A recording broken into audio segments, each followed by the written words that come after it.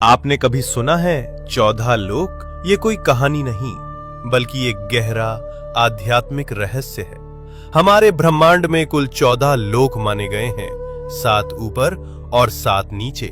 ऊपर के 7 लोक, इन लोकों में आत्मा ऊंचाई की ओर बढ़ती है, ज्ञान, शांति और मोक्ष की दिशा में। भूलोक, ये वो लोक है जहां हम सभी मनुष्य रहते हैं। इसे मृत्यु लोक भी कहा जाता है क्योंकि यहाँ जन्म और मृत्यु का चक्र चलता रहता है। भूवर लोक, ये लोक भूलोक और स्वर्ग लोक के बीच स्थित है। ये ऊर्जा रूपों का क्षेत्र है जो भौतिक और दिव्य लोकों को जोड़ता है। स्वर्ग लोक, देवताओं का लोक, जहां इंद्र और अन्य देवता निवास करते हैं। अच्छे कर्म करने वालों को मृत्यु के बाद इसी लोक में स्थान मिलता है, जहां सुख, संपत्ति और आनंद की अनुभूति होती है।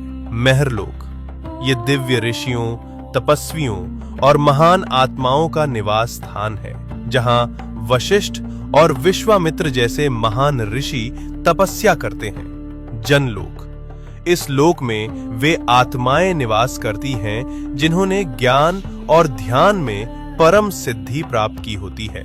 यहाँ के वासी ब्रह्मा जी की लीलाओं में लीन रहते हैं। तपलोक, अत्यंत शक्तिशाली तपस्वियों का स्थान, जो शरीर से परे केवल चेतना में स्थित होते हैं। ब्रह्मलोक, यह है अंतिम लक्ष्य है, जहाँ केवल सत्य है, मोक्ष है और ईश्वर का साक्षात्कार होता है। इन ऊर्ध्व लोकों में आत्मा का जाना मतलब है धीरे धीरे शुद्ध और जागरूक होना। अब बात करते हैं नीचे के 7 लोकों की। यहाँ भोग, मोह और भ्रम ज्यादा होता है। अतल लोक, राक्षसों और मायावी शक्तियों का घर।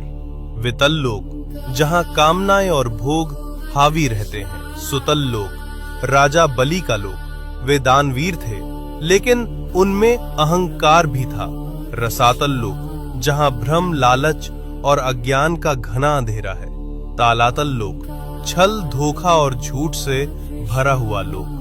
महातल लोक, जहां अंधकार और अहंकार का बोलबाला है। पाताल लोक, सबसे नीचे का लोक, तामसिक ऊर्जा और इच्छाओं का केंद्र। लेकिन इन सब का मतलब सिर्फ बाहरी दुनिया नहीं है। ये 7 लोक हमारे भीतर की नकारात्मक सोच और कमजोरियों का प्रतीक हैं। तो जब हम सच्चाई, भक्ति और सेवा में लगते हैं, हम ऊपर के लोकों से जुड़ते हैं, और जब हम लालच, मोह और गुस्से में फंसते हैं, हम नीचे गिरते हैं। सोच बदलो, लोक बदल जाएगा।